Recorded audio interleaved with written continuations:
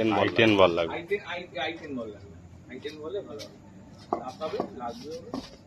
নাও, এটা মারো। Very good shot.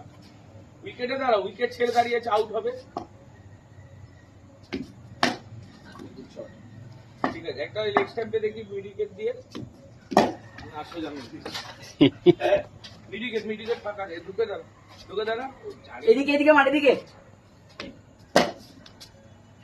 ব্যাটটা তো ঘুরে যাচ্ছে হাতে।